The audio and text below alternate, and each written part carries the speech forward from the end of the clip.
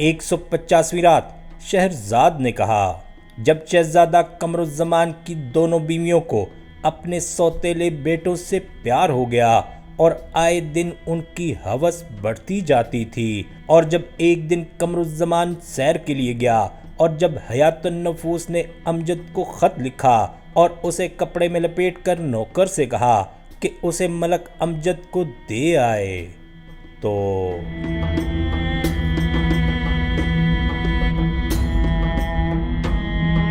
اب نوکر ملک امجد کے پاس پہنچا اور اس نے زمین کو بوسہ دے کر اسے وہ رومال دیا جس میں خط تھا۔ اسے کچھ معلوم نہ تھا کہ اس کے لیے غیب میں کیا پوشیدہ ہے، اور خدا جس طرح چاہتا ہے کرتا ہے۔ ملک امجد نے خادم کے ہاتھ سے رومال لے کر کھولا اور دیکھا کہ اس کے اندر خط ہے، اور اسے کھول کر پڑھنے لگا۔ جب اس کا مطلب اس کی سمجھ میں آیا تو اسے معلوم ہوا کہ اس کی سوتیلی ماں کے دل میں کھوٹ ہے اور اس کے باپ بادشاہ قمر الزمان کی خیانت کر رہی ہے۔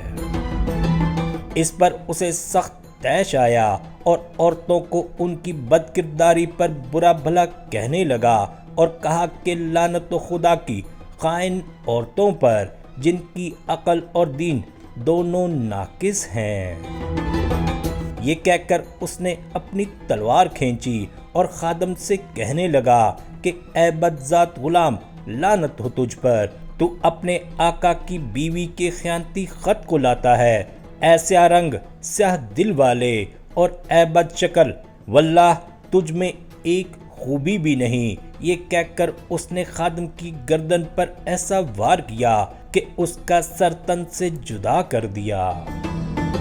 اس کے بعد اس نے رومال کو لپیٹ کر جیب میں رکھ لیا اور اپنی ماں کے پاس جا کر سارا ماجرا بیان کیا اور اسے برا بھلا کہا اور کہنے لگا،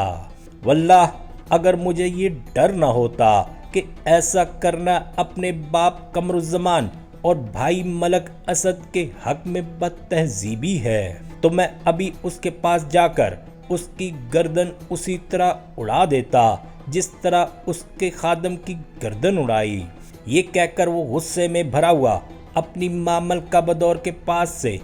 چلتا ہوا۔ جب اس کی سوتیلی ماں حیات النفوس کو خبر ہوئی کہ اس نے خادم کے ساتھ کیا سلوک کیا تو وہ اسے برا بھلا کہنے اور کوسنے لگی اور اس کے غم میں بیمار ہو گئی اور یہ سوچنے لگی کہ وہ اس کے ساتھ کیا مکر و فریب کرے۔ اگلے دن جب سویرا ہوا تو اس کا بھائی ملک اسد باہر آیا اور اپنے باپ قمر الزمان کی جگہ بیٹھ کر حکومت کرنے لگا۔ جب ملک اسد اس روز حکومت کے لیے بیٹھا تو اس نے احکام جاری کیے اور انصاف کیا اور بخششیں کیں اور عنایتیں کیں اور عصر کے وقت تک دربار کرتا رہا۔ اب ملک امجد کی ماں ملکہ بدور نے ایک شاطرہ بڑھیا کو بلا کر اس سے اپنے دل کا راز کہا اور کاغذ لے کر اپنی سوت کے بیٹے ملک اسد کو ایک خط لکھا جس میں اس نے اپنی محبت کا دکھڑا رویا۔ اس خط کے الفاظ یہ تھے، یہ خط اس کی طرف سے ہے جو ایسے شخص کی محبت میں گرفتار ہے جو خلق میں بہترین ہے، جسے اپنے حسن پر گھمنڈ ہے، جو اپنی آن بان پر نازاں ہے اور جو وصال کی خواہش مند سے دور بھاگتا ہے، اور جس کے قریب آنے کے لیے میں نے اپنے آپ کو حقیر اور ذلیل کر دیا ہے۔ مایوس عاشق کی طرف سے ملک اسد کے نام، جس کا حسن و جمال لاجواب ہے، جس کا چہرہ چاند کی طرح ہے، جس کی پیشانی چمکدار ہے اور خوبصورت آب و تاب والی۔ یہ خط میں اس شخص کو لکھ رہی ہوں جس کی محبت میں میں گھلی جا رہی ہوں اور میری ہڈیاں اور کھال جدا ہو رہی ہیں۔ سن، اب میرا صبر ختم ہو چکا ہے اور میں اپنے اوپر سخت حیران و پریشان ہوں۔ عشق اور بے چینی مجھے مارے ڈالتی ہے، صبر و آرام مجھ سے کوسوں دور بھاگتے ہیں۔ غم اور پریشانی میرے پیچھے پڑ گئے ہیں، عشق و تمنا اور کمزوری اور بیماری مجھے گھلائے ڈالتی ہے، میں اپنی جان تجھ پر قربان کرتی ہوں، اگرچہ عاشق کا قتل تیری خواہش ہے۔ اس کے بعد ملکہ بدور نے خط کو خالص مشک میں بسایا اور اسے اپنے بال بندوں میں لپیٹا جو عراقی ریشم کے تھے اور جن پر سبز زمرد کے گھنگرو لگے ہوئے تھے اور موتی اور جواہرات ٹکے ہوئے تھے۔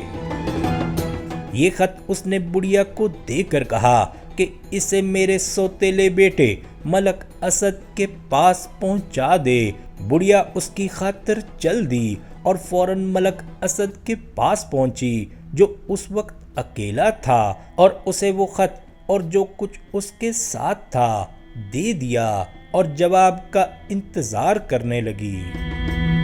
ملک اسد نے خط پڑھا اور اس کا مضمون سمجھا اور پھر اسے انہی بال بندوں میں لپیٹ کر اپنی جیب میں رکھ لیا اور اتنا غضبناک ہوا کہ جس کی کوئی نظیر نہیں اور خائن عورتوں پر لعنت ملامت کرنے لگا اور اٹھا اور تلوار میان سے نکال کر ایسا ہاتھ مارا کہ بڑھیا کا سر تن سے جدا کر دیا۔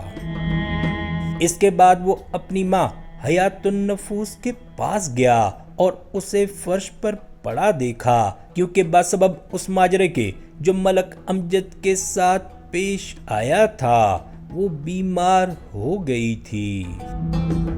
ملک اسد نے اسے برا بھلا کہا اور لعنت ملامت کی اور وہاں سے باہر آ کر اپنے بھائی ملک امجد سے ملا اور وہ سارا ماجرا بیان کیا جو اسے اس کی ماں ملکہ بدور کے ساتھ پیش آیا تھا اور اس سے یہ بھی کہا کہ اس نے اس بڑھیا کو قتل کر دیا جو خط لے کر آئی تھی۔ اس کے بعد وہ کہنے لگا کہ اے بھائی اگر مجھے تیری لاج نہ ہوتی تو خدا کی قسم میں ابھی اس کے پاس جا کر اس کی گردن اس کے بدن سے جدا کر دیتا۔ اس کے بھائی ملک امجد نے جواب دیا کہ اے بھائی جو آج تیرے ساتھ پیش آیا وہی کل میرے ساتھ گزر چکا ہے جبکہ میں حکومت کی کرسی پر بیٹھا ہوا تھا کیونکہ تیری ماں نے بھی اسی مضمون کا خط مجھ کو لکھا تھا۔ اس کے بعد اس نے وہ سارا ماجرا بیان کر دیا جو اس کے اور اس کی ماں حیات النفوس کے درمیان پیش آیا تھا اور کہنے لگا کہ اے بھائی اگر مجھے تیرا خیال نہ ہوتا تو میں ابھی اس کے پاس جا کر اس کی وہی درگت بناتا جو خادم کی بنائی تھی۔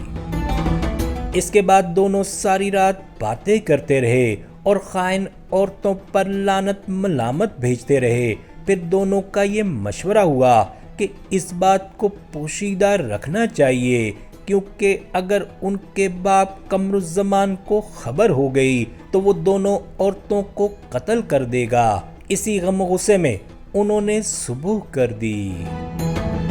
جب سویرا ہوا تو بادشاہ اپنے لشکر کے ساتھ شکار سے لوٹا اور تھوڑی دیر حکومت کی کرسی پر بیٹھ کر امیروں کو رخصت کیا اور محل کے اندر گیا اور دیکھا کہ اس کی دونوں بیویاں فرش پر پڑی ہوئی ہیں۔ وہ دونوں سخت بیمار ہو گئی تھیں اور اپنے بیٹوں کے لیے مکر و فریب سوچ رہی تھیں اور ان کی جان لینے پر متفق ہو گئی تھیں کیونکہ دونوں عورتوں نے اپنے آپ کو ان کے ساتھ رسوا کر دیا تھا اور اب انہیں ڈر تھا کہ کہیں اب انہیں ان کا محکوم بن کر نہ رہنا پڑے۔ جب بادشاہ نے ان کو اس حالت میں دیکھا تو اس نے اس کی وجہ پوچھی۔ ان دونوں نے اٹھ کر بادشاہ کے ہاتھ چومے اور قصے کو الٹا کر کے بیان کیا اور کہنے لگیں کہ اے بادشاہ جن بیٹوں کو تو نے اس ناز و نعمت سے پالا انہوں نے تیری بیویوں کے بارے میں تیرے ساتھ خیانت کی ہے اور تجھے رسوا کیا ہے۔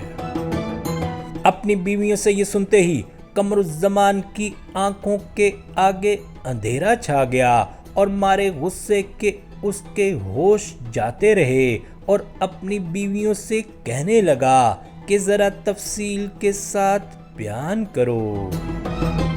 ملکہ بدور نے کہا، اے جہاں پناہ، تیرا بیٹا اسد جو حیات النفوس سے ہے، ایک زمانے سے میرے ساتھ خط و کتابت کر رہا ہے اور مجھے زنا پر آمادہ کر رہا تھا۔ میں نے اسے بہت منع کیا لیکن وہ باز نہ آیا۔ جب تو باہر گیا ہوا تھا اس نے شراب پی اور ننگی تلوار ہاتھ میں لے کر مجھ پر حملہ کر دیا اور میرے خادم کو قتل کر کے شمشیر بکف میرے سینے پر سوار ہو گیا۔ میں ڈری کہ اگر میں نے اسے روکا تو جس طرح اس نے خادم کو قتل کر دیا ہے مجھے بھی قتل کر دے گا، اور اس نے زبردستی اپنی شہوت پوری کی۔ اور اے بادشاہ، اگر تو نے اس سے میرا بدلہ نہ لیا تو میں اپنی جان کھو دوں گی، کیونکہ اس برے فعل کے بعد دنیا میں زندہ رہنا بیکار ہے۔ حیات النفوس نے بھی رو رو کر ایسا ہی قصہ بیان کیا جیسا کہ اس کی صوت نے بیان کیا تھا۔ اب شہرزاد کو ثبوتی دکھائی دی اور اس نے یہ کہانی بند کر دی۔